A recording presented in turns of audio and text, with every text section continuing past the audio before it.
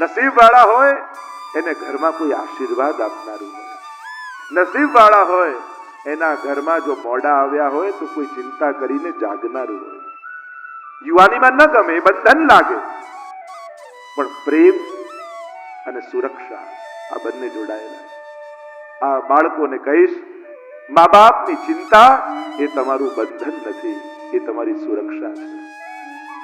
જો આ બંનેનો ભેદ તમે ન સમજી શકો, ઘણી વાર એમ થાય તમે ગમે તેટલું ભણ્યા, ડોક્ટર થયા, એન્જિનિયર થયા, ગમે તે થયા, પણ સ્વજનોના મન ન વાંચી શકો તો તમારા જેવું અભણ આ દુનિયામાં કોઈ નથી. સ્નેહીઓના દિલને ન સમજી શકો, તમારી ચિંતા કરનારા લોકોના પ્રેમને માન ન આપી શકો તો તમારી સમજણ શું કામની?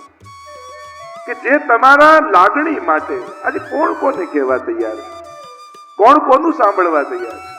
છતાંય ખોટું લાગે તોય મા બાપ કહે, કારણ તમારી જોડે પ્રેમ છે, તમારી ચિંતા છે. અને એમના સ્નેહને આદર આપતા શીખો, રિસ્પેક્ટ કરતા શીખો, જે સાચા અર્થમાં તમને પ્રેમ કરે.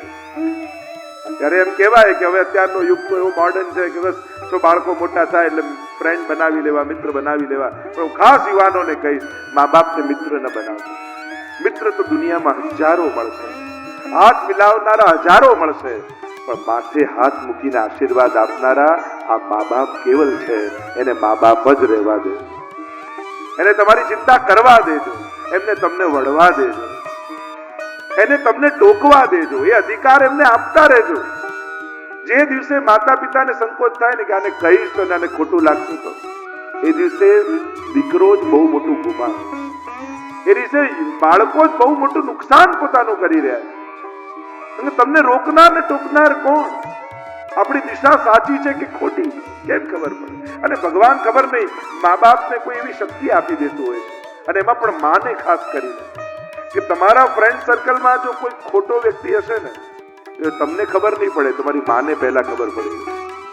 એ કહેશે બેટા બાકી બધા બરાબર છે, તું આનાથી ધ્યાન રાખજો. અને 99% તમને થોડા સમયમાં અનુભવ થશે કે એનાથી કોઈ કડવો અનુભવ થશે. એ શક્તિ પ્રેમને કારણે જાગૃત થઈ જાય. આપણે ત્રીજું આંખ કહીએ ને, એમ માની બાળકો માટેની ત્રીજી આંખ સદાય ખુલેલી હોય. એના ભાગ્યને જોઈ શકતી હોય, એના સાથને જોઈ શકતી હોય. આ શક્તિ આપે છે ભગવાન. કોઈ રોકનારું રહ્યું નહીં એટલે પાપ માટે તો છૂટ મળી ગઈ ધુંધકારી.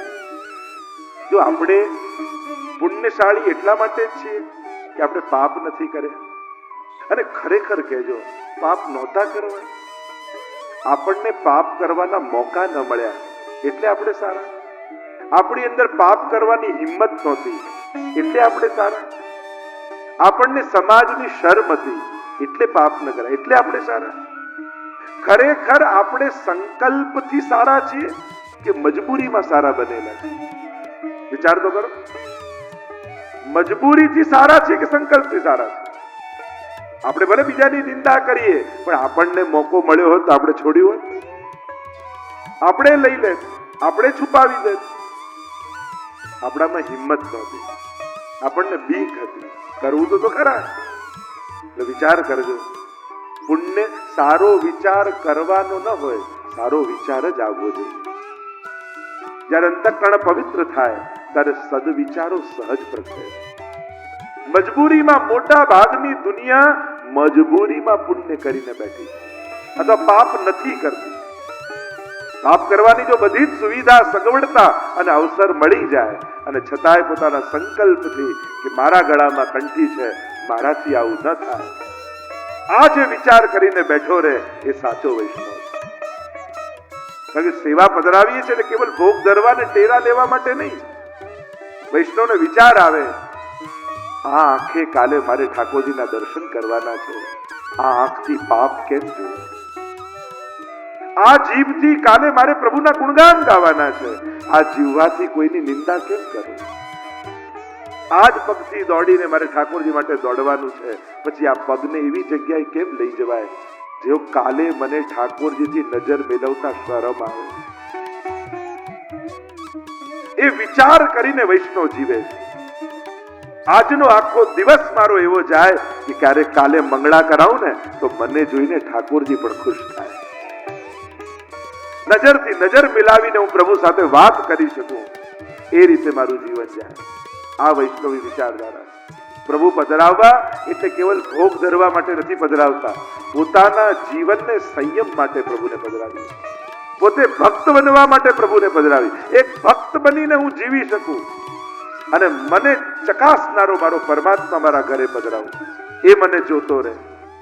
તો ભગવાન ક્યારે દેખાય એના માટે તો આપણે બધાએ દોડાદોડ કરી. મંદિરમાં કલાકો લાઈનમાં ઉભા રહી, ભગવાન પ્રભુના દર્શન થઈ જાય, દેખાઈ જાય. ભગવાન દેખાય એની ચિંતા કરીએ છીએ, પણ ભગવાન દેખી રહ્યો છે એની ચિંતા આપણે નથી કરતા. એ પ્રતિપલ મને જોઈ રહ્યો છે એનો વિચાર પહેલા કરો, પછી બીજો વિચાર કરજો કે ક્યારે મને દેખાય. લોકો એના માટે દેખાય તો માનું, દેખાય તો માનું, પણ પહેલા દેખી રહ્યો છે એનો તો વિચાર કર. એ તને સતત જુએ છે અને એ ચિંતન વૈષ્ણવનું હોય. દૂધકારીને કોઈ રોકનારું ન રહે, અને જેને કોઈ રોકનારું ન હોય, ટોકનારું ન હોય, એનું જીવન વધારે ખતરામાં. જેને પ્રતિબંધો છે પાપ કરવામાં, એ કદાચ મનથી નહીં તો શર્મથી પણ રોકાઈ જશે. કે મનથી કરેલા પાપ કલયુગમાં ગણાતા નથી જ્યાં સુધી તમે આચરણ ન કરો. આચરણ કરો ત્યારે કર્મ થાય, ત્યાં સુધી તો વિચાર છે, અને વિચારોનું ફળ નથી, આચરણનું ફળ. મનમાં તો સારા અને ખોટા વિચારો ચાલ્યા કરે. કલયુગનો ફરક એ, અહીંયા સારું વિચારો ને તો એનું ફળ મળે, ખરાબ વિચારો તો એ ભોગવવાના પડે. ખરાબ કરો ત્યારે જ ભોગવવું પડે, પણ સારું વિચારો ને તોય થઈ જાય. અને એનું પ્રમાણ શું? આપણી માનેલી માનતા. લોકો માનતા માને ને કે જો આ કાર્ય થઈ જાય તો એ ગિરિરાજ બાવા તારો 56 ભોગ કરીશ, એ શ્રીનાથજી બાવા તારો 56 ભોગ કરીશ, એ ગિરિરાજ બાવા તને દૂધ ચડાવીશ. હજી તમે દૂધ ચડાવ્યું નથી, હજી તમે 56 ભોગ કર્યો નથી, ખાલી વિચાર્યું છે, તો એનું ફળ શું મળે? તમારું કામ થઈ જાય. અને કલયુગમાં સારા વિચારનું ફળ મળી જાય, પણ ખોટા વિચારનું ફળ નથી મળતું. આ કલયુગની વિશેષતા. સબ જુગતે અધિકારી કલયુગ. સત્કર્મ પછી કરો, એના પહેલા ફળ મળી જાય. એટલે સારું બેઠા બેઠા વિચારો તો ખરા, ભલે કરો નહીં, બેઠા બેઠા સારું વિચાર તો કરો. સારું વિચારશો તોય ફળ મળશે. દૂધકારીને રોકનારું રહ્યું નહીં. 5 ગણિકાઓને ઘરમાં લઈ આવ્યો. શબ્દ, સ્પર્શ, રૂપ, રસ અને ગંધ, આ જ 5 ગણિકાઓ છે જેનાથી ભોગ માણસ ભોગવે છે. ગણિકાઓને રાજી કરવા માટે રાજાને ત્યાં ચોરી કરી. અને ગણિકાને વિચાર આવ્યો કે જો રાજા આને પકડશે તો અમને પકડશે ને અમને મૃત્યુદંડ મળશે આની જોડે. અરે અમે મરીએ એના કરતા આને ન મારી નાખીએ. અને આમ વિચાર કરી 5 ગણિકાઓએ દૂધકારીને બાંધ્યો, ઊંધો લટકાવ્યો, ખૂબ માર્યો, મરચાની ધૂણી કરી, અને તડપતા તડપતા દૂધકારીએ પ્રાણોના ત્યાગ કર્યા. અને પ્રેત બન્યો દૂધકારી, એમ કહેવાય. જ્યારે શરીર ન મળે અને જીવાત્મા મુક્ત થાય દેહમાંથી, આ દેહ છૂટી ગયો, પ્રેત યોનિને પ્રાપ્ત થયો. આત્મદેવને ગૌકર્ણજીને સમાચાર મળ્યા, ભાઈ મૃત્યુ પામ્યો છે. ગયામાં જઈને શ્રાદ્ધ કર્યું, ઘરે આવીને ગામમાં સૂતા છે. ચિત્ર વિચિત્ર આકૃતિઓ રાતના સમયમાં દેખાવા લાગી. કોઈ કંઈક બોલવા માંગે છે પણ બોલી શકતું નથી. હાથમાં જલ લીધું, આ ગોકર્ણજીએ મંત્ર ભણી અને જલ છાંટ્યું, અને જોર જોરથી રડવાનો અવાજ સંભળાવા લાગ્યો. પૂછ્યું, કોણ છે તું? રડતા રડતા કહ્યું કે હું તમારો ભાઈ દૂધકારી છું. અરે, તારા ઉદ્ધાર માટે તો મેં શ્રાદ્ધ કર્યું ગયામાં જઈને, તોય તારો ઉદ્ધાર ન થયો.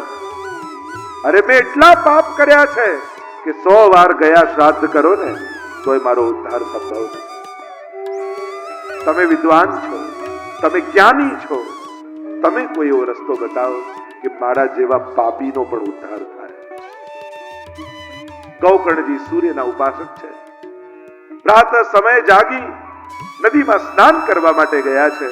કટી સુધી જલમાં ઉભા રહી, હાથમાં જલ લીધું, અંજલિમાં સૂર્ય નારાયણને અર્ઘ સમર્પિત કર્યું, અને પ્રશ્ન કર્યો છે, 100 ગયા શ્રાદ્ધથી પણ જેનો ઉદ્ધાર ન થાય એના ઉદ્ધારનો શું ઉપાય? અને જ્યારે આ પ્રશ્ન કર્યો ત્યારે સૂર્યનારાયણે કહ્યું કે ગૌકર્ણજી તમે ભાગવત કથા કરો. ભાગવતજીનો એવો પ્રભાવ છે, 100 ગયા શ્રાદ્ધથી પણ જેનો ઉદ્ધાર ન થાય એના ઉદ્ધાર કરવાનું સામર્થ્ય શ્રીમદ ભાગવતમાં છે. કોણ કરે? કહ્યું કે આપ પોતે કરો. સમસ્ત નગરવાસીઓને બોલાવો અને જેમ આજ્ઞા કરી ગૌકર્ણજી પોતે વ્યાસપીઠ પર કથા કરવા માટે વિરાજમાન થયા છે. સમસ્ત નગરવાસીઓને આમંત્રણ આપ્યું છે. આખો પંડાલ ભરાયો છે. કથા કહેવાની જ્યાં શરૂઆત કરી એટલામાં ધુંધકારી આવ્યો પ્રેત રૂપમાં.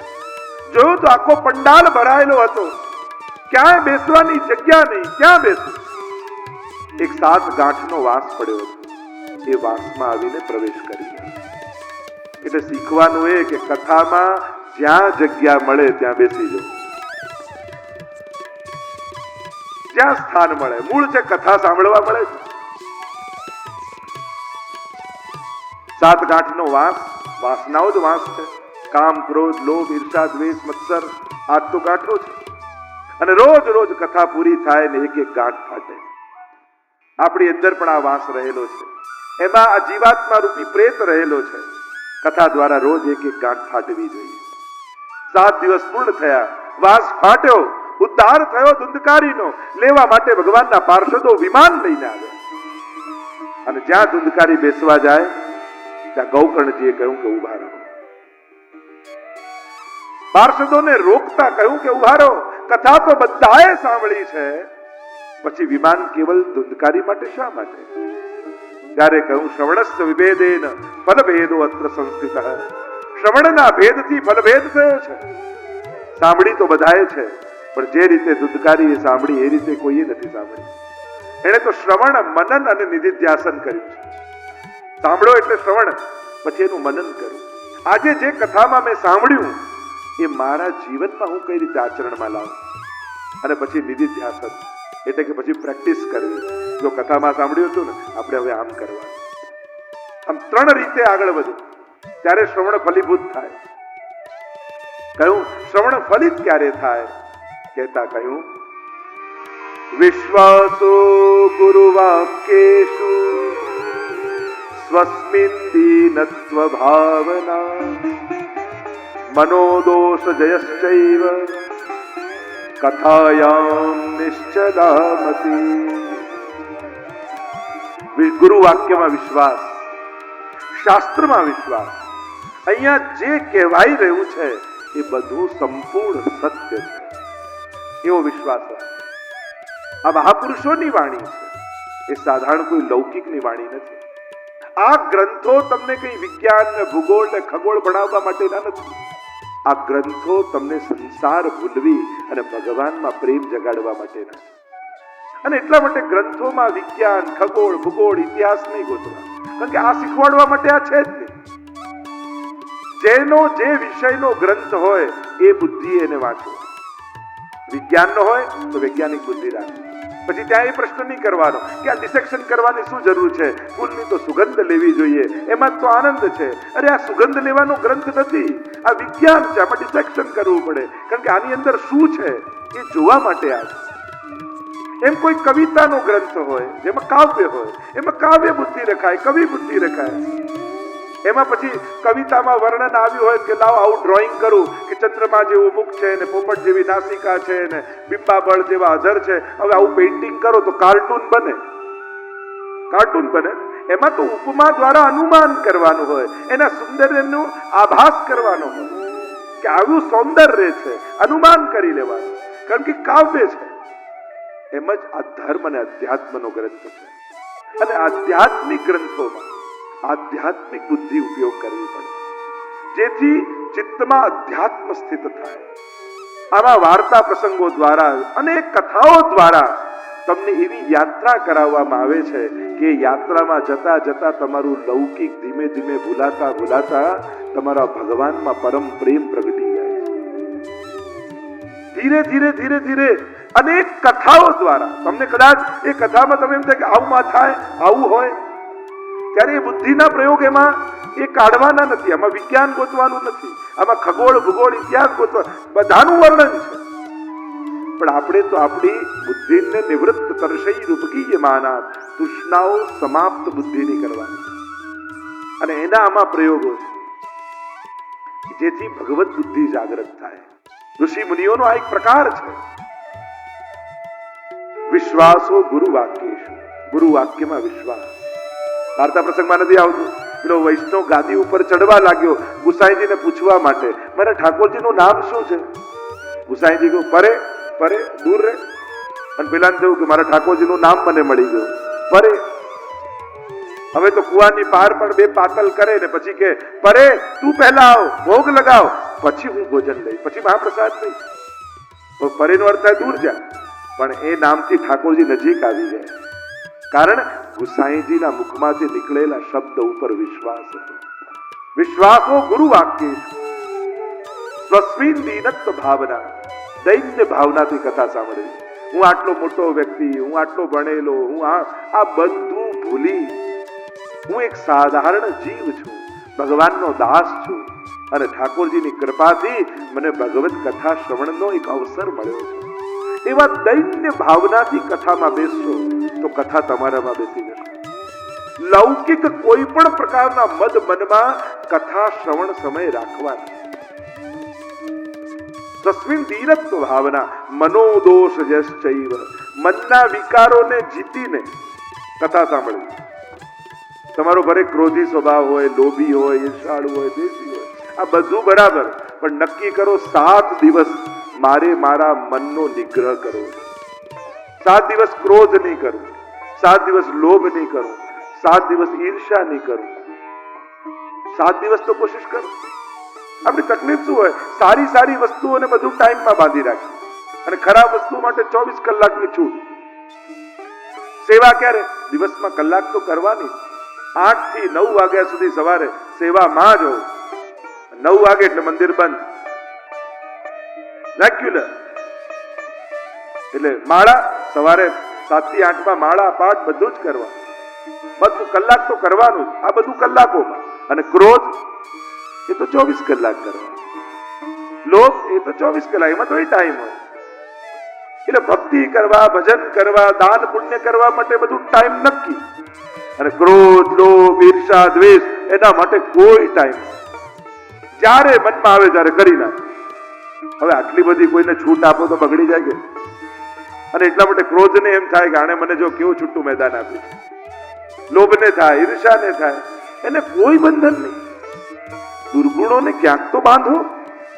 કોઈક જગ્યાએ તો એની સીમા નક્કી કરો કે ચલો ક્રોધ આવે તો એટલું નક્કી, જે વ્યક્તિ પર આવ્યો એના સિવાય બીજા ઉપર નહીં કરો.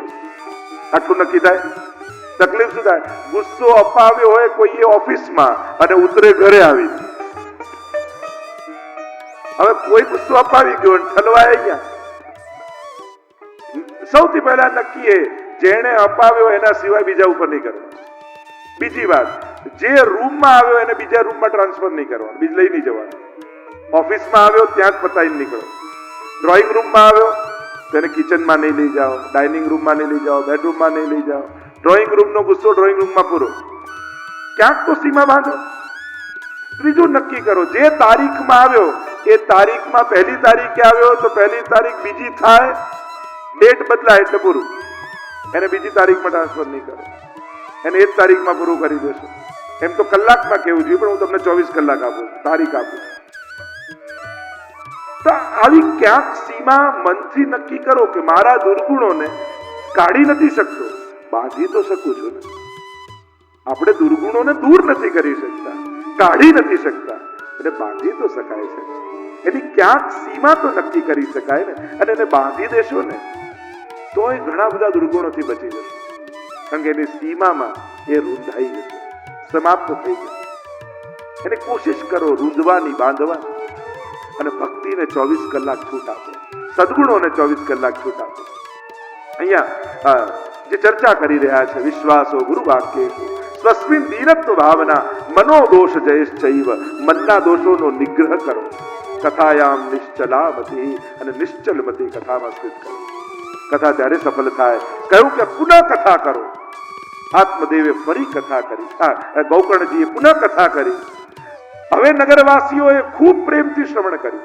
શ્રવણ મનન અને નિધિધ્યાસન કર્યું અને હવે તો ભગવાન પોતે વિમાન લઈને આવ્યા કથામાં.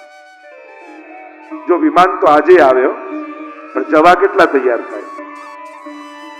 પ્રભુને થાય ખોટો વિમાન લઈને ધક્કો ખાવો. પણ વિમાનની પણ અનેક વ્યાખ્યા કરી શકાય.